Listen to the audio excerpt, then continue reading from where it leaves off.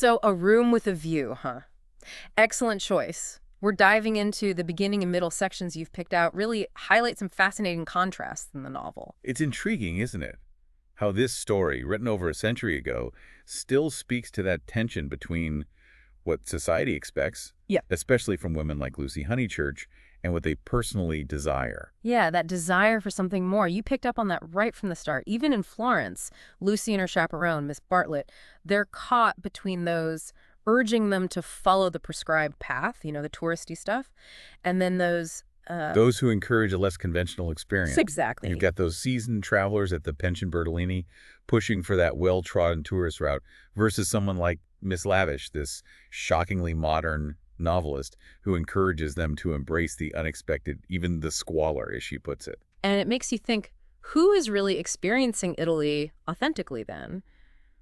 The guidebook followers or... Those willing to venture off the beaten path. It's a question that still resonates today, doesn't it? Mm-hmm. Are we really experiencing something new if we're just following someone else's idea of what that experience should be? Right, right. Forster seems to be saying true discovery, it comes from embracing the unpredictable. Absolutely. Speaking of unpredictable, the Emersons, why are they so quickly labeled not our sort by the other English in Florence? Their offense is their authenticity, wouldn't you say? They're emotional, uninhibited. The Emersons, particularly George, they're unafraid to challenge those rigid class expectations. Which immediately sets them apart from someone like Cecil Vyse. It's all about that suffocating social decorum. And then that moment in the piazza, we won't spoil it, but it throws Lucy and George together. It sends shockwaves through their social circles. Why do you think Forster chose to bring them together in such a dramatic, almost scandalous way? It's a crack in the facade of propriety.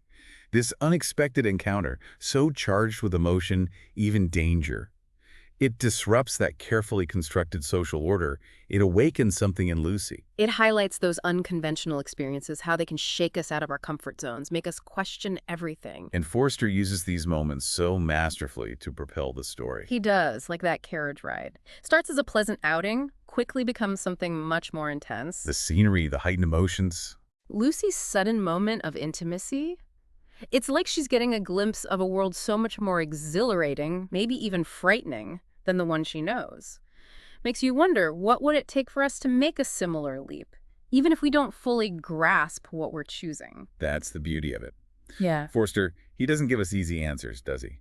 Leaves us with questions, makes us consider how we might respond to similar choices. And we see Lucy grappling with these choices even more when she's back in Florence. Remember that small detail? She's given the option of a day filled with social obligations or... Something else entirely. Exactly. He doesn't spell it out, but that's something else that speaks volumes. That flicker of rebellion in Lucy, that yearning for something beyond the prescribed path. It's like she's on the verge of a transformation, but doesn't quite know which direction to go.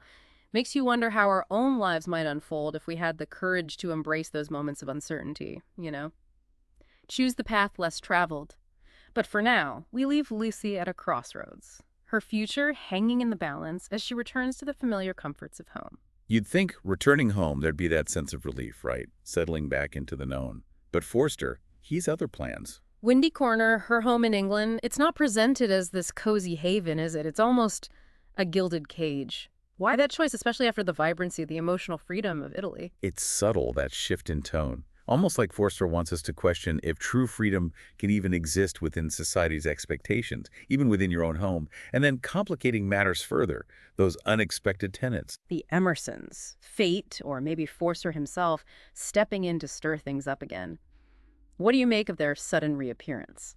Throws a wrench in the order of things, doesn't it? The English countryside. It's here that Forster's social commentary, the class, the mobility, it's impossible to ignore. The Emersons, intelligent, full of spirit, but they're constantly judged because they don't fit into that rigid hierarchy of early 20th century England. And their presence exposes those rules, the hypocrisy, especially in how someone like Cecil reacts to them. Precisely. Cecil, with his obsession with appearances, good taste, he embodies that upper-class snobbery, trying to fit the world into boxes, dictating what's proper, intellectually refined. You can practically feel Lucy suffocating under it. Oh, absolutely. A chasm growing between their worldviews, especially about art, about love.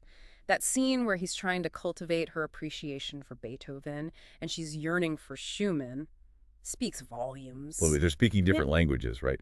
Cecil, it's all intellectual posturing. Art is something to be dissected, a marker of social standing.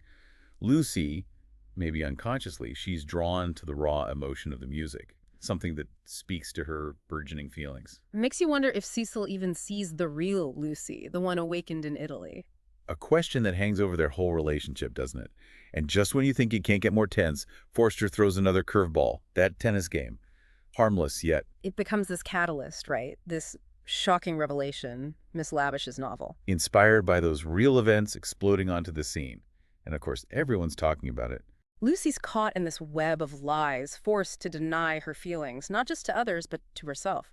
Heartbreaking to see her in this impossible situation, societal expectations backing her into a corner.